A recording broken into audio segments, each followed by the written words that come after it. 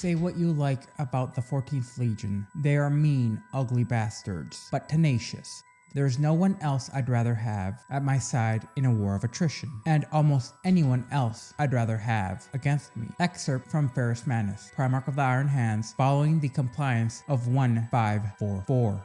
In the long bloody decades which followed Mortarion's formal unification with his legion, the newly christened Death Guard became one of the most feared and efficient instruments of imperial compliance. Their crusades were tireless, unyielding, and unending. The 14th Legion did not pause, they did not entrench, and they did not linger. Their fleet carved a path through the void like a rusted blade drawn across taut flesh, halting only long enough to resupply before plunging once more into battle. Their methods were grim, yet direct. In their campaigns, there would be no monuments raised, no fortresses built, no cities left behind as symbols of imperial might. Where the Death Guard went, they cleansed, they did not inspire, but rather they went to annihilate resistance in its totality. They were not builders of empires, instead they were executioners. Under Mortarion's leadership, the Legion's doctrine hardened further still into something unrelenting, as the man himself was. His philosophy, shaped by the poisonous mists of Barbarus, and the tyranny he had overthrown, took root deep within his son's very soul. It grew and grew into a doctrine of utter resistance and grim necessity. Wherever hardship was to be endured, and every act, no matter how brutal, it was seen as justified in the name of liberation. The Death Guard came to believe that true freedom for mankind could only be achieved by the complete eradication of those who threatened its continued survival. Mortarion's war was not one for glory or even conquest, it was one of extermination in the name of salvation. No mercy was to be granted, no quarter given. His was to be a war, fought without limit and without pity. And so, system by system, the Death Guard advanced, each campaign more brutal than the last. They moved not as heroes, but as a slow, inevitable contagion, silent, corrosive, and total in its effect.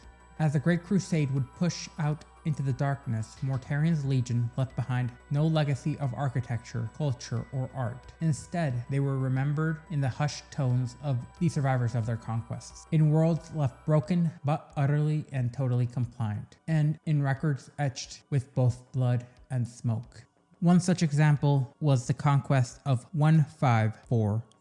From the meticulous records of the Imperium's archives, the recounts of the conquest of 1544, an exodite world where the Death Guard had fought, alongside the Iron Hands and the Salamanders. This campaign was waged under the banner of the 154th Expeditionary Fleet, and it was a veiled snare crafted by the Eldar to forewarn Primarch Ferrus Manus of his future betrayal by Fulgrim, alongside a prophecy of what would unfold at Isstvan V. Herein, I will focus on the often overlooked yet steadfast contribution of this conflict from the Death Guard. As the Iron Hands were leading the assault, they found themselves ensnared by the Eldar's hit-and-run tactics and the swarming Chitin slaves. Their advance faltering as the Imperial Army regiments succumbed to the harsh elements. The disaster deepened further still when Ferrus Manus was entrapped within a psychic labyrinth and subjected to visions of a monstrous purple serpent, while the Eldar sorcery manipulated the weather in order to disable the Iron Hands' cherished bionics. It was in this adverse environment that the Death Guard would become the Imperial forces' unyielding bulwark. Due to their renowned endurance, they would hold the line, repelling the Eldar's assaults from the main expeditionary fleet time and time again, shielding the faltering Imperium forces from total collapse. Though records do not detail their precise deeds, their presence ensured the campaign did not fully collapse in on itself. Meanwhile, the Salamanders under Primarch Vulcan encountered the primitive humans dwelling in harmony with the Exodite Eldars. These were descendants of captives freed from dark Eldar tyranny. Rejecting the Imperium, these tribes would meet their end when Vulcan, guided by a psychic echo of the Emperor, ordered the planet's complete and total cleansing, erasing the stain of human-Xenos coexistence from the galaxy. This action was greatly supported by the Death Guard, who had at this point become almost completely steeped in Mortarion's disdain for all things alien. Ultimately, Ferrus Manus would break free and due to how they had continuously attacked, spurned the Eldar's warnings, and with the aid of the Death Guard and the Salamanders, demolished their webway gate, completely isolating this sector of space from the Eldar's transportation systems. Back to the task at hand. When Mortarion assumed full control of the 14th Legion, he did so not as a father, embracing long-lost sons, but as a stern master laying claim to a grim inheritance. His authority was to be absolute, his demeanor distant, and yet his legion adored him, with the fervor of religious zealots. To the Astartes of the Death Guard, he was not merely a warlord, he was the embodiment of their creed, unyielding, incorruptible, and resolute. From the onset, Mortarion viewed the Legion as a continuation of the crusade he had begun on Barbarus. To that end, he imposed his own exacting standards. Under his direction, the Death Guard was reshaped into a force of peerless infantry honed to function with minimal reliance on external support. He emphasized reliable, easily maintained war gear and discouraged the dependence on complex or esoteric technology. Their weapons were designed to be rugged from the outset, their armor mostly unadorned, yet brutally effective. In the crucible of the endless wars he deemed to fight, he forged them into true masters of attrition, soldiers who chose their battlefields wisely, and then they would crush their enemies upon it like stone upon stone. He deemed them to become the anvil to their allies' hammer, or when requested, the bludgeon itself. Some brother Primarchs dismissed Mortarion's strategies as crude and uninspired. However, results spoke louder than refinement.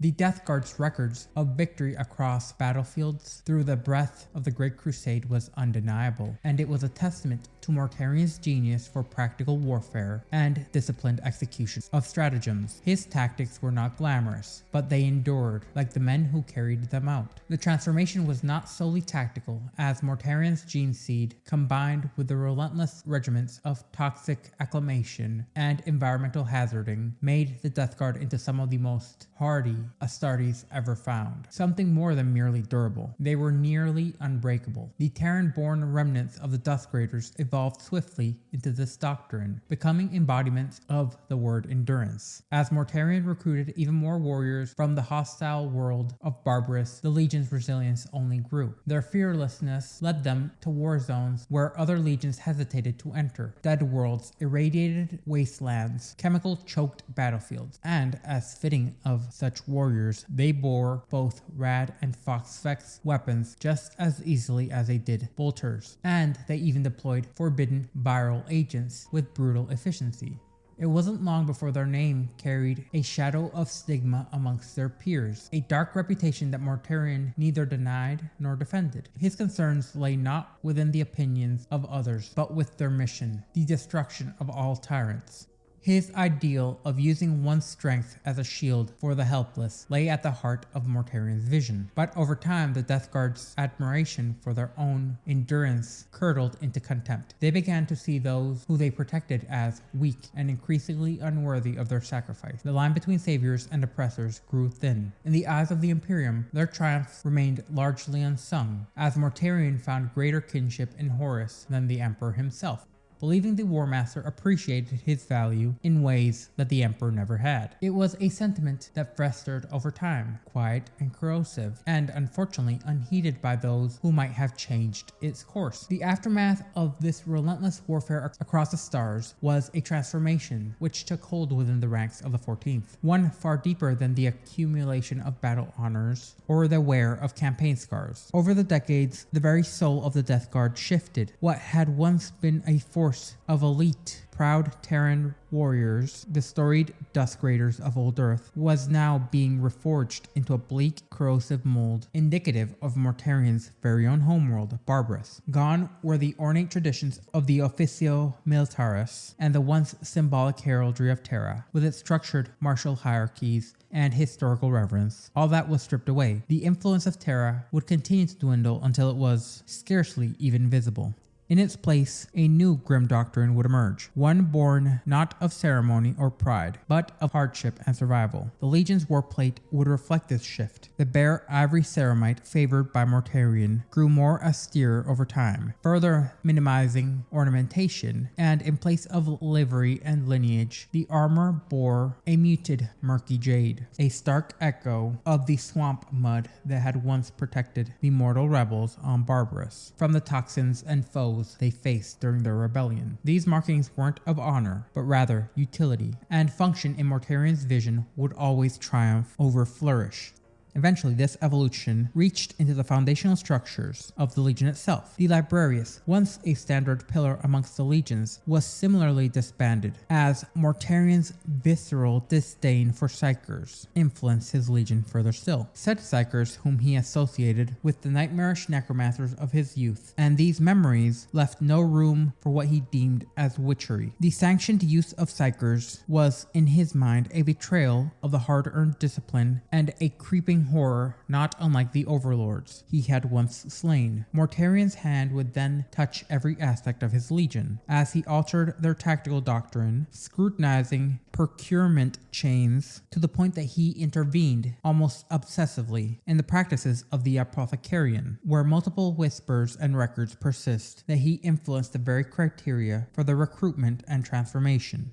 Such interference was not done of idle curiosity, but rather it was a part of a broader project to ensure the Death Guard no longer resembled the force that he had inherited, but rather an instrument he envisioned. Meanwhile, the fate of Barbarus itself became a matter of grim speculation, as the planet's dense fog and death-laced swamps remained a fertile breeding ground for horrors long thought vanquished. Some within the Imperium quietly argued that its remaining human population should have been relocated or eradicated altogether for the safety of future generations, but Mortarion refused, as Barbarus to him was sacred, as it had been purchased with agony and bought with bitter sacrifice, and now belonged to those strong enough to endure it. Indeed, the children of that world, and at the time, were the preferred candidates for ascension. Many underwent the dangerous and often lethal process of late Astartes' introduction, their mortality deemed a worthy price for the elevation of a legion with significantly more experienced combatants. As it seemed, Mortarion preferred his stock of Astartes to be taken from an older lot, despite the risk. Others, the mortal warriors who had also once bled beside Mortarion in his revolution against the Carian lords, would rise to power, becoming a new ruling class on the world, referred to as a dread aristocracy. Seated atop the poisoned soil they had once fought to reclaim, they would gain a great amount of influence within the Imperium, so long as Mortarion remained loyal and in power. What had emerged was not just a legion, but a legacy and a culture of reliance and ruthlessness, fused with the iron-hard philosophy of the Primarch, who believed that strength was its own justification and weakness in any form was a sin that could not be forgiven. As the Great Crusade pressed deeper and deeper still into the darkest spaces of the galaxy, the 14th Legion, once marked by a diversity of origin and Terran discipline, underwent a transformation both visible and insidious. The source of this change was, Mortarion's preferred recruitment practices.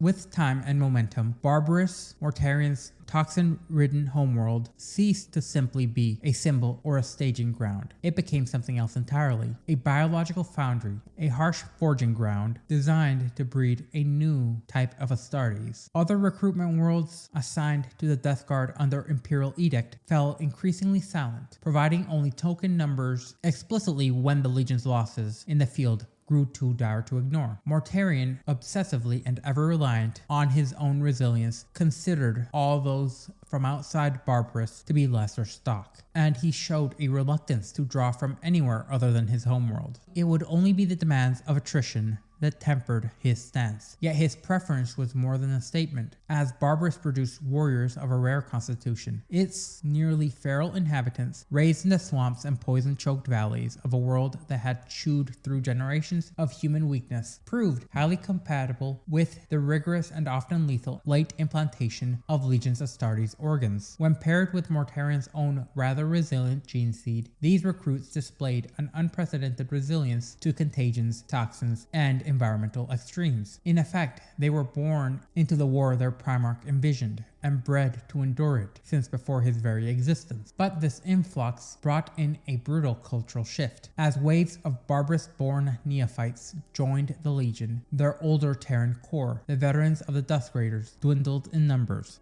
Though still respected for their battlefield prowess and unbroken will, they now stood apart, a proud minority fiercely loyal to the ideals of the Emperor's early crusade, and they would become increasingly isolated within their own legion. By the closing decades of the Great Crusade, as the 31st millennium loomed and civil war brewed in the shadows of humanity's dauntless armies, these cultural divisions only deepened further still as a rift grew, not of strategy or doctrine, but of identity. The Terran-born Death Guard remembered the disciplined brotherhood of old Earth. In contrast, the sons of Barbarus answered only to Mortarion's new order and were forged in his image of honed hardship. This fault line would soon crack open entirely in the tense days before the Dropsite massacre at Isstvan III, where Mortarion made a chilling judgment. He believed that as much as 1/3 of his legion, primarily composed of those Terran-born who had not been shaped by Barbarus, would refuse to turn against the Emperor, and his assumption was made rightfully, as amongst these loyalists was the legendary Captain Nathaniel Garrow of the 7th Company, a Terran-born Dusk Raider to the core. His loyalty was to the Emperor, and it ran deeper than blood, deeper than even the reverence he genetically owed to his Primarch. In that moment, Garrow and others like him became a threat, not just to the Legion, but to the destiny Mortarion had already set in motion.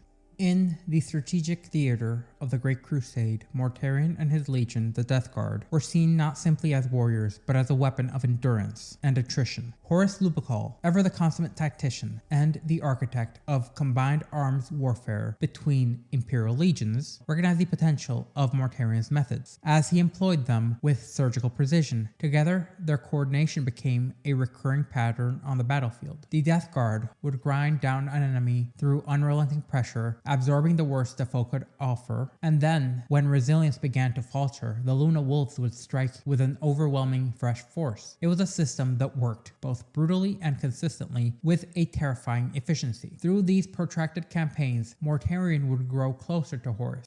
The Primarch of the Death Guard, a pallid and imposing figure forever clad in his breathing apparatus and bearing his gargantuan scythe known as Silence, remained isolated from most of his kin. Many of his fellow Primarchs viewed him as a grotesque relic of death's cold reach, rather than a brother who desired unity. Only Conrad Kurz, the Night Haunter, and Horus himself seemed to truly understand Mortarion. With Horus, Mortarion found a rare kinship. So deep was the bond that whispers began to circulate within certain circles of the imperial court that Mortarion's true allegiance lay not within the Emperor, but with the War Master.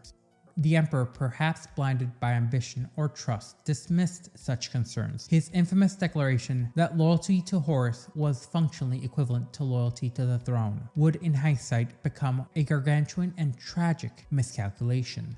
When Horus made his fateful turn towards chaos, the trap had already been sprung, and Mortarion's fall would neither be slow nor truly reluctant. He did not require much convincing to align with Horus, as his allegiance to him had long eclipsed any genuine devotion to the Emperor or his cause. Moreover, the traitorous first captain, Callus Typhon, had long since given himself over to the ruinous powers. Along with this, his influence within the upper echelons of the Death Guard had become both pervasive and corrosive, as Typhon, ever the manipulator, apostate, and herald of corruption, played a decisive role in steering the Legion towards perpetual damnation. And the moment where Mortarion's loyalty would become laid bare was during the scouring of Isstvan III. Knowing that many within his rank, especially the Terran-born veterans, remained exclusively loyal to the Emperor, Mortarion willingly cast aside nearly a third of his legion into the furnace of betrayal. In 005 M31, the planetary governor of Isstvan III, Vardus Paral, corrupted by the chaos god Slanesh, declared independence from the Imperium. His forbidden sorcery had taken root within the Coral City, prompting the Council of Terra to charge the War Master Horus with restoring the world to imperial compliance. Yet Horus had secretly pledged himself to chaos, exploiting the mandate to purge loyalist elements within his legion, the Sons of Horus, alongside the World Eaters, the Death Guard, and the Emperor's children. Amongst the Death Guard, approximately 1/3 were in fact confirmed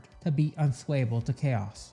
Under the pretense of quelling rebellion, said third would be deployed alongside the loyalists from the other legions. As they would engage the Slaaneshi cultists, Horus would unleash a devastating series of virus bombs, intending to annihilate all life within the planet, including those of the Astartes en masse. And quickly upon this action, the Life Eater virus ravaged the Coral City, reducing its inhabitants to decayed husks before the biological firestorm incinerated its remnants. Yet, despite this, some loyalists survived, sheltered from the viral onslaught. Enraged by this failure, Primarch Angron of the World Eaters led 50 companies of his traitorous sons in a reckless assault on the planet. Horus, compelled to reinforce Angron's impulsive attack, committed traitor forces from the Death Guard, the Sons of Horus, and the Emperor's children to aiding the World Eaters. The Death Guard, under Mortarion's grim command, descended upon the toxic ash-laden ruins of the world, and due to their renowned resilience, they excelled beyond almost any other traitors within these conditions, pressing their assault against their former brothers. For 3 months, the Loyalists, led by Captain Sol Tarvitz, Gavriel Loken, and Tariq Targaradon, resisted valiantly, delaying Horus's plans significantly. Yet the Death Guard's unyielding advance, bolstered by their endurance, in particular within poisonous battlefields, proved instrumental in crushing the Loyalists' defenses. Amidst this slaughter, the loyal Death Guard captain, Nathaniel Garrow, would become a symbol of hope, eventually commandeering the frigate known as the Eisenstein. He escaped Isstvan III, bearing news of Horus's treachery to Terra. This was a pivotal act that would reverberate throughout the eternity, throughout the records of the Horus Heresy. In the end, Horus would order a final orbital bombardment, reducing the Coral City to ash and dust, silencing the last Loyalist holdouts. Thus, the Isstvan III atrocity became a testament to the Death Guard's tragic schism, a legion divided, with traitors forging their own path to damnation, while loyalists like Garrow clung to the Emperor's light amidst the storm of betrayal. What remained of the Death Guard under Mortarion emerged from the Purge reforged, now wholly allied to Horus's cause. From here they marched into the blackest chapter of Imperial history, with the same grim tidings as ever, as during the Dropsite Massacre, the Death Guard burned the final bridge they had left to the Imperium, as they stood shoulder to shoulder with the now traitorous legions, breaking with the Loyalists in a wholly methodical and merciless way. And when word reached Terra of Horus's unspeakable atrocity, the Emperor in his divine wrath unleashed 7 legions of his Space Marines to bring the renegade War Master and the other Primarchs to heel. The first wave would comprise the nigh unbreakable Iron Hands, the noble Salamanders, and the swift and implacable Raven Guard, as they would descend on Isstvan V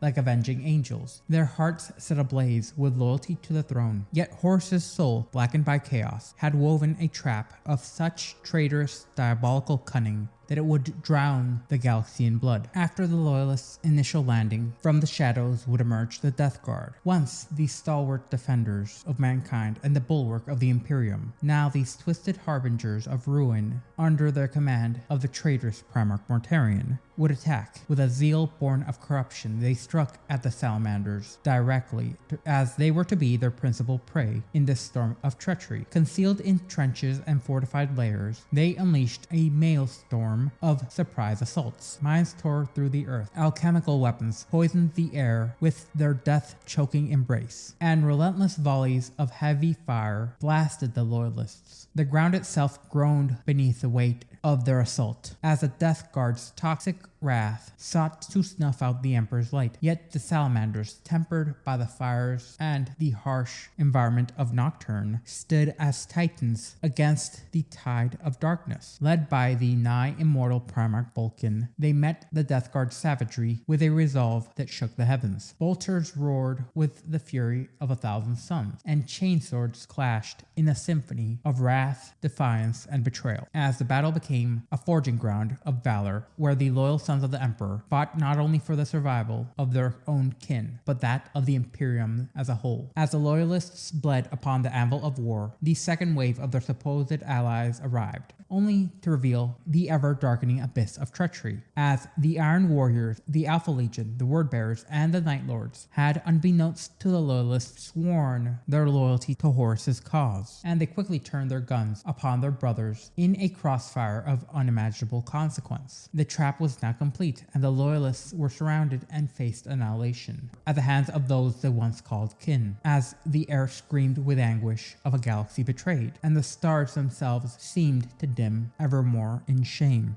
Amidst the slaughter, a tragedy of cosmic proportions would unfold. Fulgrim, the fallen Phoenician, confronted his brother Ferrus Manus, the Gorgon of the Iron Hands, in a duel that would rend the fabric of fraternity forevermore amongst the Primarchs. Once the closest of allies, they clashed with the fury of gods, until Fulgrim, urged by the whisperings of malice from the Lair Blade, struck his brother with a mortal blow. A single, profane assault would behead Ferrus Manus, casting his noble head to the dust and shattering the Loyalist spirits. This was no act of mere murder, but it was the first carrion call of chaos echoing across the void, showing that the Primarchs were indeed mortal men.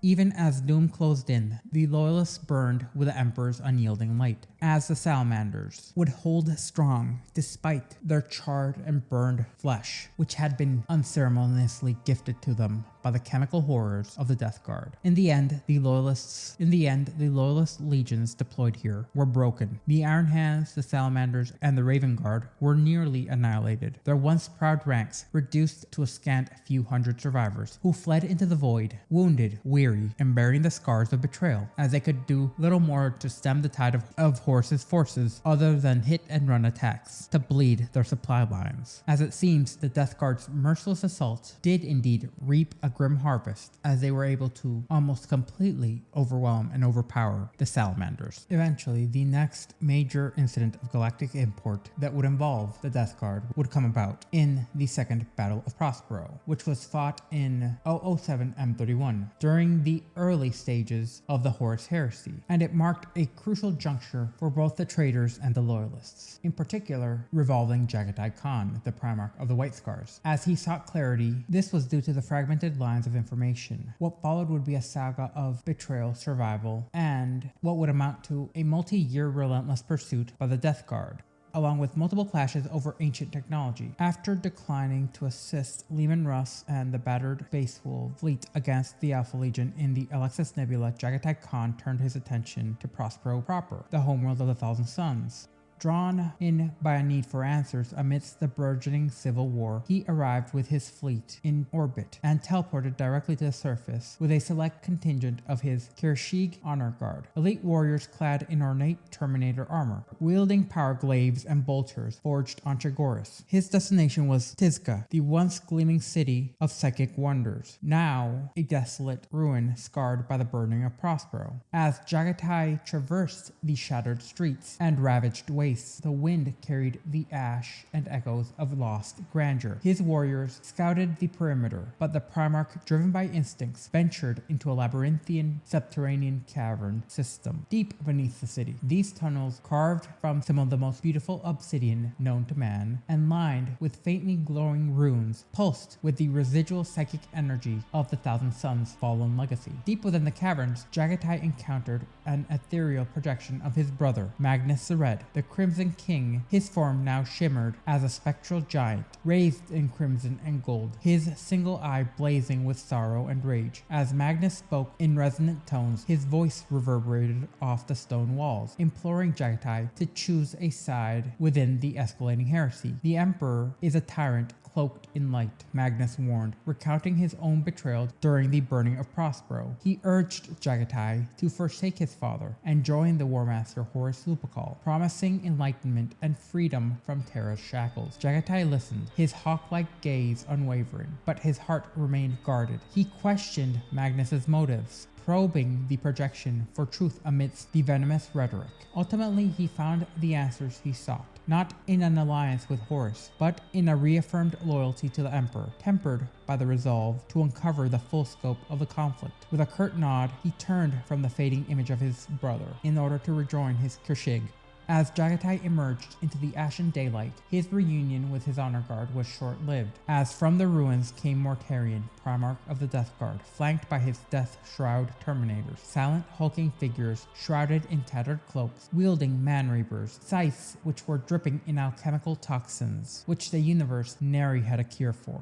Mortarion's presence now was a miasma of decay as his rebreather hissed with each labored breath. His gaunt frame towered over the white scars. Mortarion's voice was now a guttural rasp as it carried his offer. Join Horus, embrace the War Master's vision, claim vengeance against the Emperor who had forsaken them all, and aid him in eliminating all the witches from existence, including those within the ranks of the traitors. Jagatai's refusal was swift and unshaking. His words were sharp, as he would state, I ride my own path, not yours. Mortarion lunged, his scythe arcing towards his brother. The duel that would ensue was a clash of opposites, Jagatai's speed and precision against Mortarion's relentless endurance. The White Scar's Primarch danced around his foe, his bladed dao flashing like lightning, carving deep rents into Mortarion's baroque armor. The Death Shroud moved to intervene, but the Kashig themselves met the traitors with equal ferocity. Bolter fire and glaive strikes, felling several of the elite guard. As the fight would go on, Jagatai would attempt to convince Mortarion of the folly of his ways. However, Mortarion would reply, my legion was at his fan, so put aside any thoughts that we are not committed. The outcome is already determined, and your choice is simple, preservation or destruction. Come, Jagatai, you've never believed in unity. You saw through it even when Guilliman was lecturing us all to tears, back when there were still Xenos standing between our father and the galaxy's edge. Then tell me the alternative. A galaxy of warriors, Mortarion said. A galaxy of hunters, where the strong are given their freedom. A galaxy in which there is no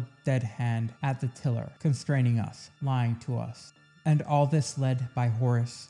Mortarion shrugged. He's the start. He's the champion, the sacrificial king. He may burn himself out to get to Terra. He may not. Either way, there will be room for others to rise. Mortarion drew closer, and the Khan smelt the chemical tang of his armor. You should have never thrown your lot in with the angel, brother, let alone Magnus. I hated to see it. The three of you getting dragged in deeper. I always thought you'd break away, see through it, get tired of the hypocrisy. They were never hypocrites. No, Mortarion exhaled a parched laugh. I hoped you'd understood them sooner. It's the warp, Jagatai. Our father tried to pretend it wasn't there, as if he wasn't already up to his elbows in soul-sucking filth. It should have been cordoned off, put away, forgotten about. It's not for us. It's a sickness, a blight. Mortarion had become agitated. He then calmed down, slowly wheezing through the gas-shrouded mask. The Khan heard a faint hiss, and he guessed what kind of suppressants had been shunted into his bloodstream. I see what has happened, he said quietly. Oh, Mortarion crooked his head. Oh, you were always sincere, I'll give you that, said the Khan. You never hid what you wanted. I can guess how you thought it would go. First, hobble the sorcerers, silence the witches, drive them out, and rule passes to the uncorrupted, the healthy. That was your great project. You even told me of it that day on Ulnor. I thought back then that they were empty threats, but I should have known you make no empty threats. As the Khan spoke, Mortarion's mask-locked expression remained inscrutable. Every so often his eyes would go firmly or his fingers would twitch. There was this kind of febrile energy around him, spilling out of the same cracks as the noxious fumes did. But it has gone wrong, hasn't it? The Khan went on. You have completed your great mission, but there's more sorcerers than ever now. Horus sponsored them. Lorgar has shown them new tricks. If Magnus has not already made up his mind, then he soon will. And then you will be surrounded. You destroyed the Librarius, only to find the witches are now unleashed. They played you well. You have done their work for them. And soon you'll be dragged into it yourself, as warp-sick as they are. You think that. I see it perfectly. Magnus showed me. Your legion may be free of it for now, but the change will come. You've made your pacts, and now they will come to collect, you fool. Mortarion stifled. His eyes blazed with anger for a second, quickly quelled. You do not, and that is why you come to find me. You've run out of friends. Who still stands with you against the Aether Weavers now? Angron, what an ally. Kurz, good luck. The Khan glazed at Mortarion disdainfully. You've tasted the fruits of treachery and found them bitter. Don't drag me into your ruin. You're on your own, brother. At this, Mortarion's expression fractured behind his mask, shifting into an enraged snarl, and disfigured further still, rapidly, as silence quivered and their battle continued. At the end of this first confrontation, Jagatai's blade struck through, piercing Mortarion's side and forcing the Death Guard Primarch to stagger back, his demigod ichor spilling from his wound. With a snarled curse, Mortarion signaled retreat, his forces vanishing into a haze as his teleport beacons fired off. Victorious but wary, Jagatai was forced to teleport back to his flagship, the Sword Storm, and he ordered the White Scars fleet to set course for Terra, determined to stand against the growing tide of treason. The White Scars' journey to Terra would then be thwarted by the Ruin Storm, a colossal warp storm conjured by the traitorous sorcery of the Wordbearers, which severed the reliable navigational routes across the galaxy. Stranded far from the throne world, Jagatai's fleet became a constant target for the Death Guard, now fully committed to Horus's cause and with no way out. Under Mortarion's command, the Death Guard would pursue the White Scars methodically and cruelly. Their plague-ridden vessels emerged from the warp to strike without warning. Outnumbered and unable to warp jump safely, the White Scars adopted a hit-and-run guerrilla campaign of engagements. Jagatai leveraged his son's unmatched mobility, striking the traitor supply lines and outposts before vanishing into the void. Each engagement was a testament to their skill at lightning raids by bike-mounted warriors, boarding actions led by veterans, and ambushes orchestrated from the shadows of asteroid fields. Yet the cost was steep, as for over 4 years, nearly 1/5 of the Legion, thousands of battle brothers, fell to the Death Guard's toxic weaponry and unyielding assaults. By 011 M31, the Death Guard would be officially joined by a substantial cadre of Emperor's children, led by the flamboyant and foppish Lord Commander Eidolon. Clad in garish armor and wielding sonic weaponry, Eidolon's warriors complemented the Death Guard's attrition tactics with relentless and rather quick-footed aggression. Together, they adapted to the White Scars' strategies, quickly tightening the noose around Jagatai's forces. Void battles from here would grow increasingly one-sided, with traitor ships outmaneuvering and outgunning the Loyalists, their crews reveling in the carnage. Jagatai recognized the peril. His legion, once a storm of unmitigated, unceasing blades, was being whittled down to a flicker. A final stand now loomed unless he was able to escape. In a desperate bid for survival, the White Scars scouted the Callous Warp Rift, a turbulent region of space rumored to conceal ancient secrets. Amidst this jagged, warp anomalous area, they discovered a hidden navigator facility, its spires surrounded in psychic mist. Within lay the Dark Glass, a prototype of the Emperor's Golden Throne. This was a crystalline device, pulsing with arcane energy, capable of piercing into the webway, the labyrinthian dimension beyond the warp, used by the Eldar.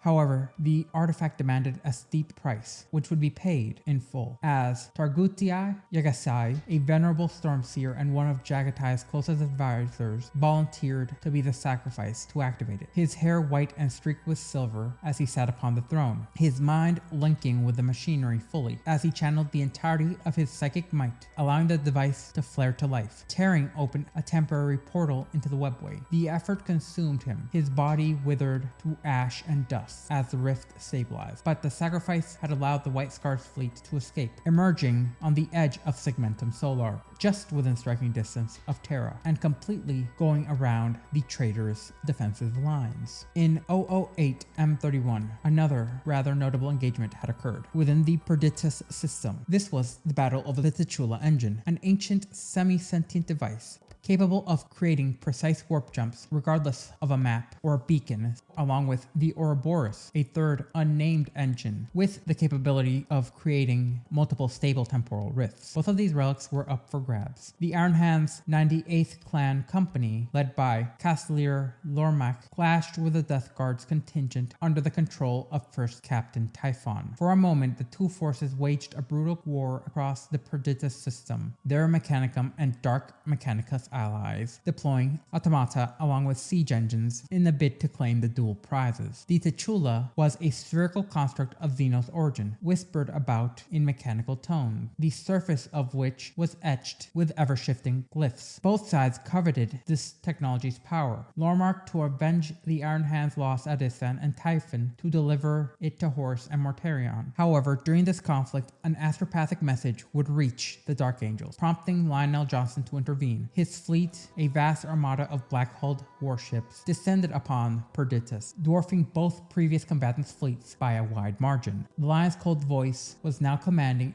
as a bookered no defiance. Both forces were ordered to withdraw. Lormic complied reluctantly, his ironclad discipline and loyalty to the Imperium firm, while Typhon retreated with a sneer, his ambitions thwarted by the greater military power he had faced. Wary of Typhon's sinister intent and rumors of his growing ties to the Warp's dark powers, the Lion seized the Titula engine without further communications, as he saw the power as a potential asset and a tool to outmaneuver the traitors. In a final act of pragmatism, he ordered the complete and total annihilation of Perditus through the use of what seems to be the Lion's favorite tactic, orbital bombardments, in order to keep both Lormec and Typhon from gaining any information about the artifact's design, use, or power, causing Typhon and his Death Guard contingent to rage at its loss. As the final phases of the Horus Heresy loomed upon the horizon, Mortarion's orders were clear. The Death Guard would join the vanguard of the invasion on Terra. The Legion, once known for its cold discipline and ruthless endurance, having at least partly been drawn from Terra's noble heritage, was now so committed to the traitors' cause that they would destroy their origin point. Yet it was not steel or fire that would bring the Death Guard low. It was betrayal from within. First Captain Kalas Typhon, Mortarion's most trusted and long-lived commander, a towering figure within the very Legion's hierarchy, had apparently long harbored secrets that would damn the Legion as a whole. However, it was not on Barbarus, nor even amongst the legions of the War Master, that Typhon's true path was forged. Instead, it was when fighting alongside the Wordbearer's Legion that his fate and that of the entire Death Guard was sealed. There, under the influence of the insidious Chaplain Erebus, Typhon was introduced to the Seven-Pillared Lodge, one of the countless warrior lodges rooted in the beliefs of the primitive tribes of Davin that had been spread out and set up amongst many of the legions. What began as philosophical curiosity soon became a conduit for heresy, as within the shadowed rituals, Typhon learned of a new future for the Legion Astartes, one where the psychic gifts he had long concealed from his master would not be a shameful burden, but a source of power and glory. The teaching whispered within the lodge showed him a vision of what the Astartes could become if only they would abandon the yoke of the Emperor's ambition and the illusion of unity. This revelation, if such it was, may have been the primary catalyst for Mortarion's eventual fall, or perhaps it was merely another drop of poison that pushed a reluctant soul fully into the abyss.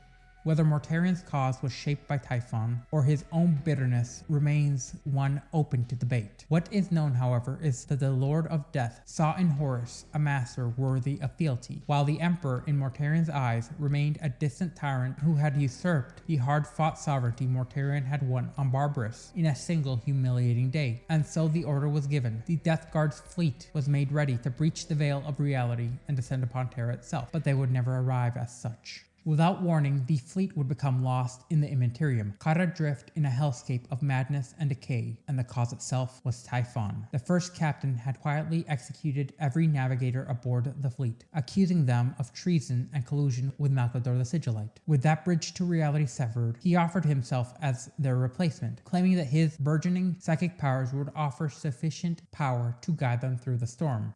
However, this was not a promise, it was a sentence. What followed was not a voyage, but rather a descent, as the Death Guard were trapped in a rotting, unending nightmare, adrift in the Immaterium, prey to forces none of them fully understood. The suffering would be total, as their flesh began to rebel, their bodies bloated and twisted, as diseases spread faster than time could mark. The once proud sons of Mortarion, famed for their resilience, would find themselves utterly broken by afflictions no medicine could treat and no discipline could resist, and it would all culminate in a fleeting moment where Mortarion would attempt to sacrifice himself in order to save his sons by pledging himself to a greater power. Swear your loyalty to me. Bowed down upon one knee, Mortarion could not hold his gaze towards the black, blasted mud of Barbarus, and he looked up into the shining eye of the newcomer. The stranger's words seemed to stop the passage of time. An aura of power, vast and barely contained, crackled about him. He looked into Mortarion's eyes and saw into the murky depths of his soul, the lost and forgotten places within the Reaper of men, kept hidden even from himself. Mortarion's jaw stiffened. He did not want to be an open book. He did not want to give your fealty to the grandfather. Bowed upon one knee, Mortarion could not turn his gaze towards the rusted and broken steel of the Terminus X, and he looked up into the menacing eyes of the great entity that swallowed the sky. The god thing's utterance made the strings of reality hum and resonate. A dark ether of corruption was falling like thick sleet, thickening the space around him. The entity that called itself the Grandfather filled Mortarion's lungs with spores of living death and opened him up from within, teasing apart sealed spaces to find the rich meat of unseen fears and his most secret hopes. Mortarion's fists clenched. He could feel his soul stripped bare. There was. You have chosen the only path you can, said his father, said his grandfather. You are my son. You are my champion. I have waited so very long for this day. For this day's dawning has long been awaited. Time and moment, past and present. These structures of them crumbled and turned into sand, smothering Mortarion in the Elsewhen. He was there on Barbarus, and it was decades gone, and he was here in the utter insanity of the Immaterium, together, separated, divided and merging. His father, the Emperor of Mankind, his patron, the Lord of the Decay, Nurgle, beckoned to him, offering Mortarion what he could not refuse. His oath, his honor forbade him from taking any other path in this moment forward. He had sworn to bend the knee to the stranger at the lodge if he could not defeat the High Overlord, and he had avowed to protect his gene sons and his legion beyond all else. Mortarion struggled frantically, trying to grasp the truth and lies, desperate to separate the ragged, deathly present from the echoing, ashen past. Which was reality, or were all things true?